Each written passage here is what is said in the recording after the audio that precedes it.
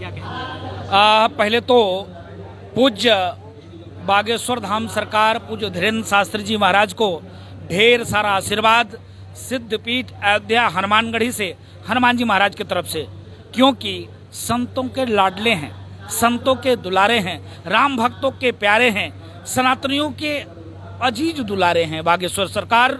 आप देखिए, जिस मोहल्ले में निकल जाएं, जिस गली में निकल जाएं, जिस जिला में निकल जाएं, जिस प्रदेश में निकल जाएं, जिस देश में निकल जाएं, वहाँ पागलों की भीड़ लग जाती है। इसलिए भीड़ लग जाती है क्योंकि बागेश्वर सरकार सनातन की बात करते, हिंदुत्व की बात करते, राष्ट्र की बात करते, सनातन संस्कृति की बात करते, हमारे बहन बेटी बहुओं का 56 टुकड़े ना हो उसकी बात करते, अब देश में कोई भारत तोड़ने वाला पैदा ना हो इसकी बात करते हैं। इसके नाते हम साधु समाज के लोग, हिंदू जनमानस उनके साथ हैं और आज अहमदाबाद आए हुए हैं। अहमदाबाद में जो उनका विश्वास है कि भारत जगने वाला है, भारत में रहने वाले 140 करोड़ सनातनी जगने वाले हैं और जग कर हिंदू राष्ट्र के लिए वो कार्य करेंगे, सनातन के लिए कार्य करेंगे, देश को डेवलपमेंट में उनका योगदान होगा।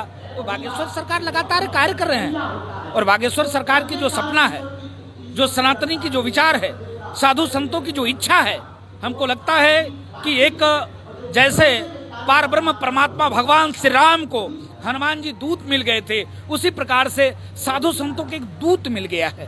बागेश्वर सरकार धीरेन्द्र शास्त्री के रूप में जो सनातन को लेकर लगातार इतने विरोध होने के बाद, विरोध कौन कर रहा है? रामद्रोही, भारत द्रोही, सनातन द्रोही जो विरोध करते हैं, फिर भी बागेश्वर सरकार सनातन की बात करते, बहुओं की बात करते, बेटियों की बात करते, माताओं की बात करते। कैसे आप देखिए किस प्रकार से बच्चियों की शादी करते हैं, इसके साथ साथ चिंता करते हैं कि हमारी बहन का 56 टुकड़े ना हो, हमारे बहन किसी कलावा, किसी तिलक, किसी चंदन लगाकर ऐसे कालेमियों के चक्कर में ना पड़े, ऐसे राक्षसों के चक्कर में ना पड़े, अपने जीवन को नरक न बना सके, इसके नाते वो मुहिम चलाते हैं, वो प्रयास करते हैं कैसे शोषित, वंचित, दबे कुचले का कल्याण हो सके। वो कोशिश करते हैं कैसे ईसाई मिशनरी हिंदुओं को बरकरार कर धर्मांतरण करती है, ये वो प्रयास करते हैं।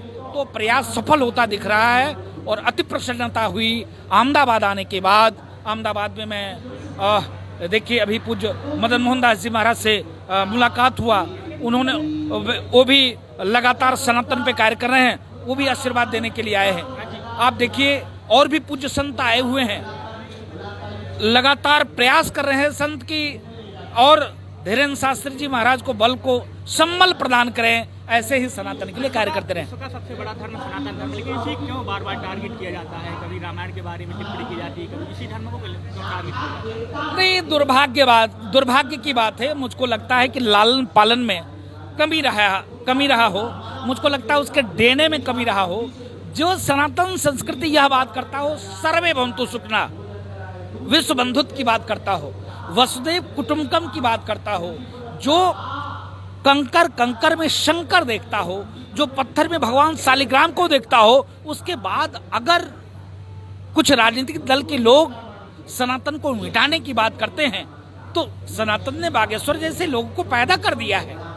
अगर एक व्यक्ति सनातन की मिटाने की बात करता है तो मुझको लगता है हर घर से बागेश्वर सरकार जैसे लोग निकलेंगे, धीरेन्द्र शास्त्री जैसे लोग निकलेंगे जो सनातन को आगे बढ़ाने की बात करेंगे। तो उसकी चिंता नहीं, सनातन को कोई मिटा नहीं सकता है जब ऐसे ऋषि मुनि साधु संत के लाल सनातन की प्रचार करता हो, निस्वार्थ भाव से, निर्दुद्ध भाव से, किसी बात की चिंता नहीं, किसी बात की डर नहीं, किसी बात की लाग लपेट नहीं, किसी बात का भय नहीं, किसी प्रकार की राजनीतिक इच्छा नहीं। इच्छा क्या?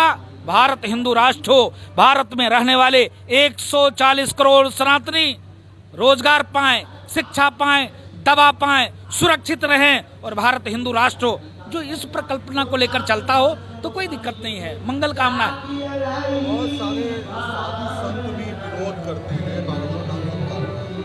आखिर कारण क्या? नहीं, मुझको लगता है दुर्भाग्य की बात है, वो साधु नहीं हो सकते।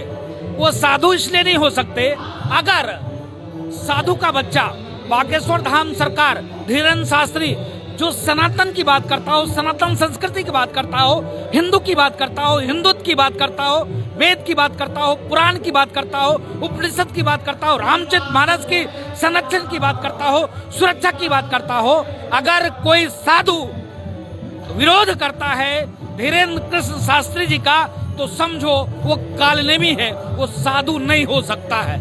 इसलिए साधु नहीं हो सकता, ये साधु की लक्षण नहीं है। अगर वो साधु होता तो राम भक्तों का ऐसी विरोध करता।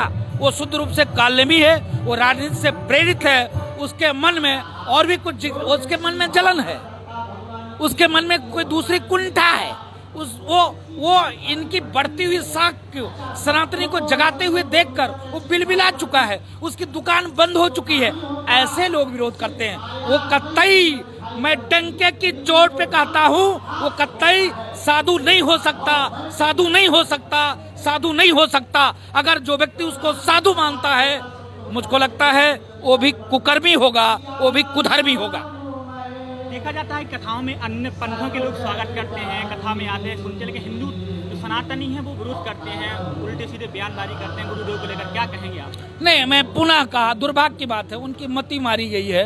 वो तो सौभाग्यशाली हैं कि धीरेन्द्र कृष्ण शास्त्री जैसे सनातनी शेर बेटा उनको मिला है। अगर वो अपने बेटे को न पहचान पाए तो उनके लिए दुर्भाग्य की बात है, वो चुल्लू भर पानी में डूब के मर जाए।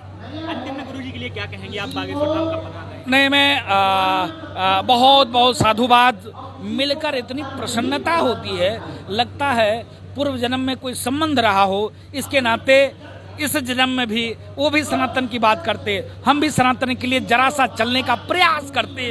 उनके देश में लाखों करोड़ों फॉलोअर्स हैं, यहाँ एक फॉलोअर है, फिर भी प्रयास भी करता हूँ चलकर भाई का समर्थन करूँ, भाई का सपोर्ट करूँ। मैं निवेदन करूँगा आपके चैनल के माध्यम से सभी सनातनियों से, हिंदू जनमानस से, गर्व से कहो हम हिंदू हैं, सड़ी हुई जातिवादी मानसिकता से दूर हटकर गर्व से कहो हम सनातनी हैं और हम सिद्ध रूप से हिंदू हैं। और जो बागेश्वर सरकार सनातन की बात करते हैं, हिंदुत्व की बात करते हैं, उनका सहयोग करिए, समर्थन करिए और जल्दी ही बागेश्वर धाम आकर और हम भी वहाँ के सरकार से आशीर्वाद लेंगे।